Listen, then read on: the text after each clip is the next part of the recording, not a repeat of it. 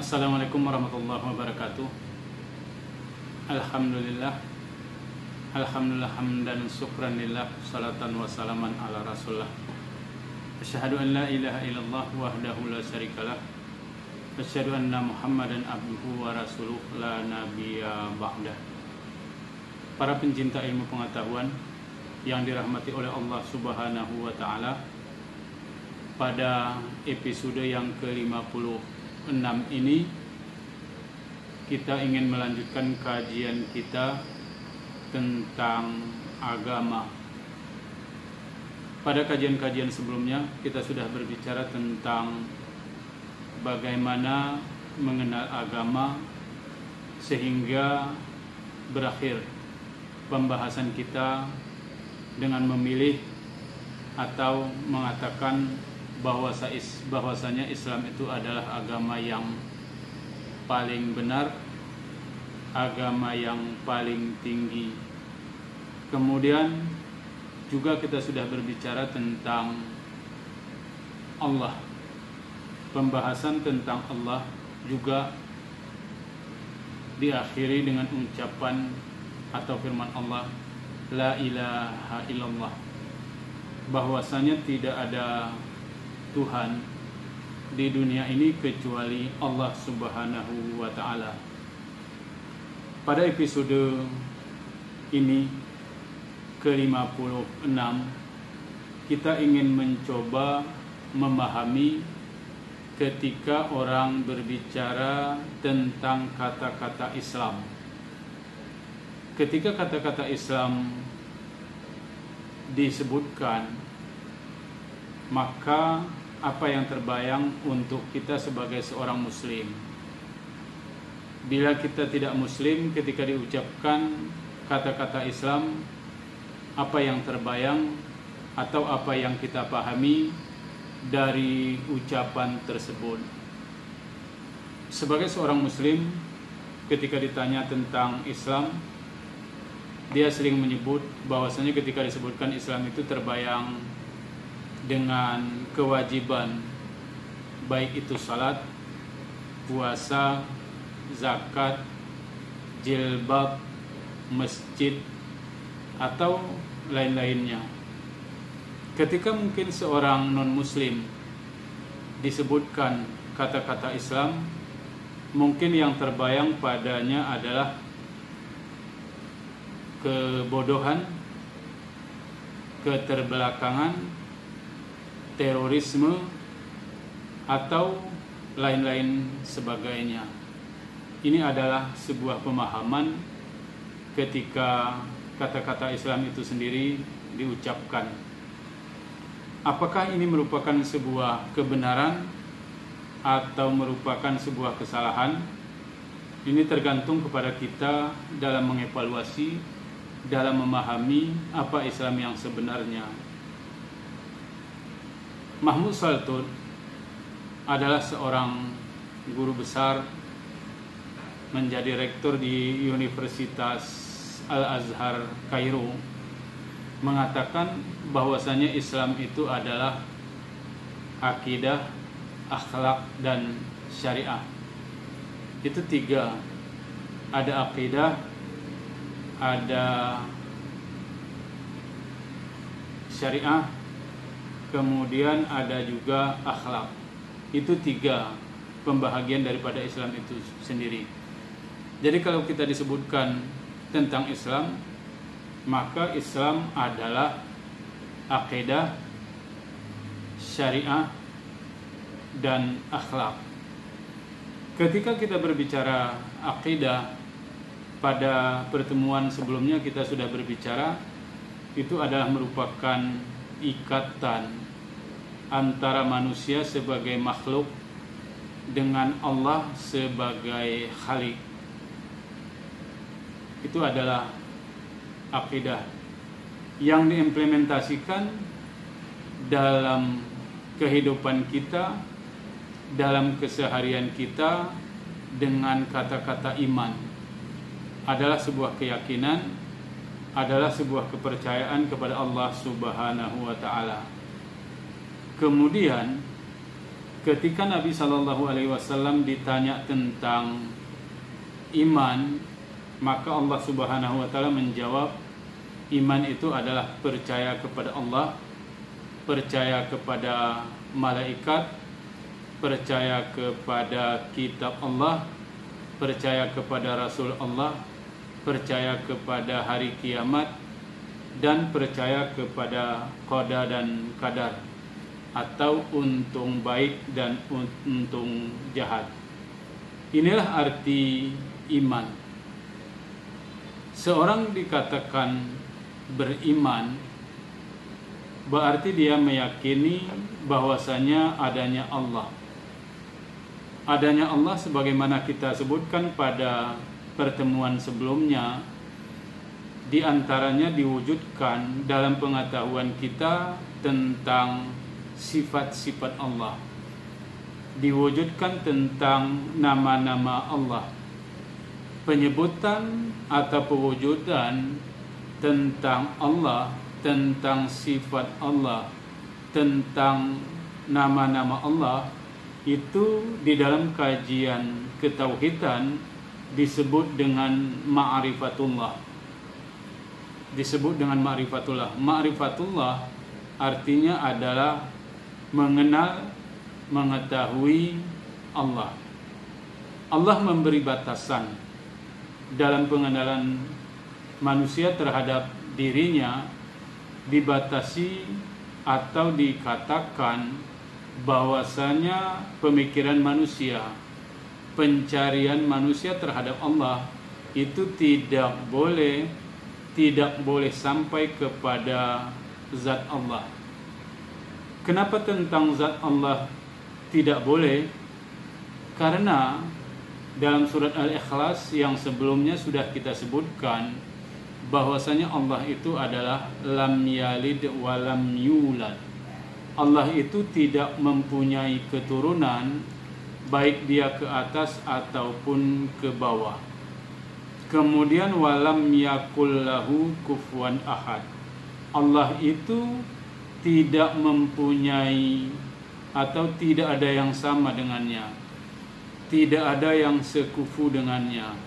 Berarti kalau kita memikirkan, kalau kita mengakui bentuk daripada Allah itu adalah salah.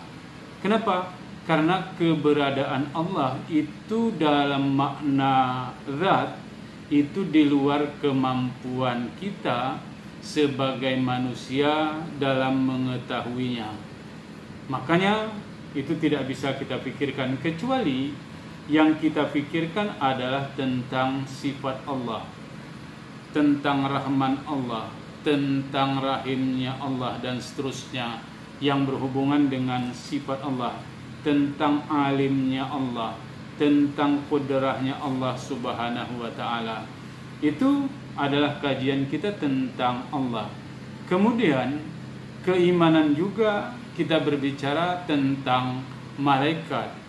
Malaikat itu adalah makhluk Allah yang dijadikan, yang gunanya adalah untuk mengawasi perilaku manusia, mencatat amal baik dan amal buruk manusia, menurunkan atau membawa rezeki kepada manusia, menurunkan hujan, kemudian juga mencabut nyawa manusia yang ditugaskan oleh Allah Subhanahu wa ta'ala. Kemudian keimanan selanjutnya adalah berbicara tentang Al-Quran. Al-Quran merupakan hudan, merupakan petunjuk bagi manusia untuk menuju kehidupan di yaumil akhir yang ditempatkan di dalam surga. Jadi Allah Subhanahu wa ta'ala menurunkan Al-Quran kepada manusia melalui malaikat Jibril yang disampaikan kepada Nabi Muhammad SAW adalah untuk panduan, adalah untuk tempat kita kembali merujuk apa yang dihendaki oleh Allah Subhanahu wa ta'ala dalam hidup kita. Itu semua ada di dalam Al-Quran. Al-Quran adalah sebuah kitab suci yang apabila kita membacanya, maka digolongkan kita adalah orang yang beribadah. Berbeda dengan kitab-kitab lain, berbeda dengan hadis Nabi yang apabila kita baca tidak memunculkan nilai ibadah. Tetapi bila kita amalkan, maka hadis Nabi itu menjadi ibadah. Berbeda dengan Al-Quran.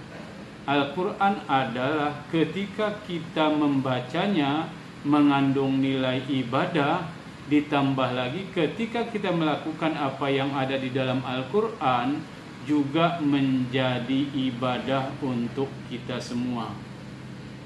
Para pencinta ilmu pengetahuan yang dirahmati oleh Allah Subhanahu wa taala, demikian juga dalam makna keimanan, dalam makna akidah kita yang diwujudkan dalam keimanan tadi adanya utusan Allah Subhanahu wa taala yang diutus ke dunia ini sebagai utusan yang memberitahu kepada kita apa yang baik, kemudian apa yang buruk, memberikan kita nilai dari kebaikan yang kita kerjakan, memberikan nilai negatif ya dari kejahatan yang kita lakukan. Jadi kita bisa mengatakan bahwasanya perbuatan yang baik yang kita lakukan adalah mendapat pahala dari Allah, sedangkan kejahatan yang kita lakukan adalah mendapat dosa dari Allah Subhanahu wa taala. Itu adalah fungsi rasul yang diturunkan atau yang diutus oleh Allah kepada manusia, sehingga menjadi perdebatan penting di dalam Islam tentang keberadaan akal manusia. Menurut Mu'tazilah, akal manusia sebenarnya bisa mengetahui apakah sebuah perbuatan itu baik atau perbuatan itu buruk. Sedangkan menurut Asy'ari, bahwasanya peran akal manusia tidak sampai atau tidak mampu mengetahui mana yang baik dan mana yang buruk tanpa adanya utusan Rasulullah sallallahu alaihi wasallam. Kemudian selanjutnya setelah keimanan kita kepada Rasul, maka kita harus juga meyakini bahwasanya kehidupan di dunia ini seperti yang kita jalani sekarang bukanlah merupakan sebuah finalisasi kehidupan, bukanlah merupakan akhir dari kehidupan, tetapi kehidupan di dunia ini akan dipertanggungjawabkan nanti di akhirat kelak. Di akhirat kelak nanti akan kita pertanggungjawabkan. Umpamanya, apakah kita bisa menggunakan HP ini kita gunakan untuk kebaikan, apakah untuk kejahatan. Itu di dunia ini. Nanti di akhirat ini akan dipertanggungjawabkan apakah kita menggunakan sesuatu hal itu untuk kebaikan atau untuk keburukan.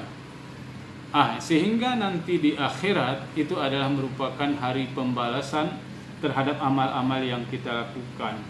Selanjutnya adalah kita meyakini dalam kehidupan ini tidak 100% atau tidak secara keseluruhannya dapat dipecahkan oleh permasalahan akal manusia.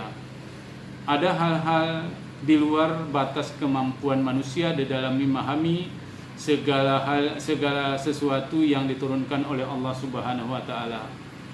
Tidak semua orang yang menanam padi kemudian memberi pupuk dan merawatnya sehingga hasilnya diharapkan dapat 100% menjadi berhasil. Kendati pun kebanyakan demikian. Tidak bisa kita meyakini secara 100% kalau kita sakit lalu kita berobat. Ketika kita berobat itu dapat sembuh kemudian tidak meninggal. Tetapi ada sebuah ketentuan dari Allah Subhanahu wa taala yang disebut dengan qada dan qadar. Ada disebut dengan sebuah ketetapan dari Allah. Kita ditetapkan oleh Allah dalam makna ada sesuatu yang seperti saya katakan tadi, menurut perhitungan kita tidak akan meninggal. Tetapi kita boleh jadi dalam perhitungan itu kita meninggal. Boleh jadi kita di dalam hidup ini mencari rezeki yang banyak.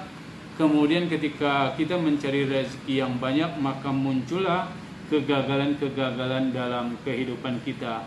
Ini kita harus meyakini bahwasanya semua ketentuan itu datangnya dari Allah. Kita punya takdir dari Allah. kita punya ketetapan dari Allah Subhanahu wa taala. Para pencinta ilmu pengetahuan yang dirahmati oleh Allah Subhanahu wa taala, itu adalah pembahasan tentang akidah, pembahasan tentang keimanan di dalam Islam. Kemudian yang kedua, pembahasan di dalam Islam adalah berbicara tentang syariah. Syariah itu didefinisikan oleh ulama yang hubungannya dengan hukum, yang hubungannya dengan aturan-aturan tentang kehidupan manusia di dunia ini. Ada aturan-aturan atau ketetapan Allah yang sifatnya aturan itu bersifat ibadah yang khassah, atau dalam bahasa lain disebut dengan ibadah yang mahdah. Ibadah mahdah adalah sebuah aturan di mana waktu dan tata cara pelaksanaannya sudah ditentukan oleh Allah Subhanahu wa taala, seperti salat, puasa, zakat, haji. Ini adalah sebuah perbuatan atau perbuatan-perbuatan yang sudah ditentukan oleh Allah Subhanahu wa taala. Salat itu hukumnya wajib. Salat itu sudah ditentukan waktunya 5 waktu. Ada salat maghrib, salat isya, salat subuh, salat zuhur, kemudian salat asar. Sudah ditentukan. Salat itu juga sudah ditentukan bagaimana tata cara melaksanakannya. Ulama mendefinisikan salat itu adalah suatu perbuatan yang didahului oleh takbir, kemudian disudahi oleh salam. Dengan gerakan-gerakan dan bacaan-bacaan juga sudah ditentukan oleh Allah Subhanahu wa taala. Demikian juga dengan puasa. Allah sudah menentukan bulan berapa atau bulan apa kita harus puasa. Puasa wajib. Kita sudah ditentukan puasa itu adalah bulan Ramadan. Kita wajib puasa sebulan penuh dalam makna puasa wajib. Allah sudah menentukan dalam makna mahdah, sudah ditentukan bagaimana tata cara dan waktunya. Demikian juga dengan zakat. Allah sudah menentukan kapan zakat dari sebuah harta itu harus dikeluarkan. Benda-benda binatang apa yang harus dikeluarkan zakatnya. Ini sudah ditentukan di dalam syariat, baik di Al-Quran ataupun hadis. Kemudian ditambah lagi dengan pemahaman-pemahaman ulama, itu disebut dengan ibadah mahdah. Demikian juga dengan haji. Kita melaksanakan haji pada bulan tertentu, pada tempat yang tertentu. Ini adalah sebuah kewajiban yang mahdah. Kemudian ada ibadah yang sifatnya ghairu mahdah. Sifat ibadah yang ghairu mahdah adalah ibadah-ibadah yang kita lakukan dengan tidak menentukan waktu dan tata cara pelaksanaannya. Artinya, ibadah-ibadah yang ghairu mahdah itu kita lakukan kapanpun. Itu boleh lakukan dimanapun. Bisa dilakukan oleh siapapun tanpa dibatasi bagaimana cara, di mana harus dilakukan. Seperti kata Allah, bahwasanya senyum, bersikap baik kepada orang lain itu adalah ibadah. Membuang duri dari jalan sehingga orang tidak tercelakai dengan duri atau apa-apapun yang sifatnya bisa merusak diri seseorang, itu juga disebut dengan ibadah. Memberi sedekah, kemudian memberi infak, membantu orang lain yang merasa kesusahan, itu semua adalah ibadah ghairu mahdah. Para ulama atau para ahli membagi lagi. Yang sifatnya ghairu mahdah ini ada kepada hukum yang kita kenal dalam makna hukum positif, ada itu hukum pidana, kemudian ada juga yang disebut dengan hukum perdata, ada hukum dagang dan seterusnya. Itu menjadi kajian ketika kita berbicara tentang syariah.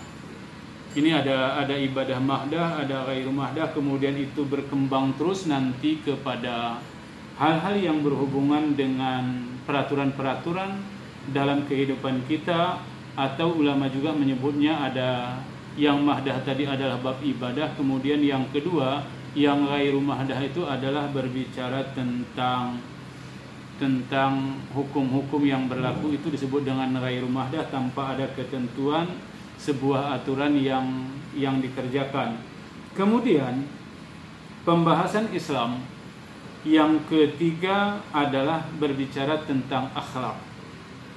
Berbicara tentang akhlak, sebenarnya akhlak ini adalah merupakan cerminan, merupakan aplikatif, merupakan perbuatan-perbuatan yang kita dapatkan dari keyakinan kita, yang kita dapatkan dari hukum syariah yang dipelajari, yang ditetapkan dalam kehidupan kita, sehingga memunculkan yang disebut dengan akhlak, yaitu perilaku, tingkah laku, sikap seseorang. Itu yang disebut dengan akhlak. Budi pekerti.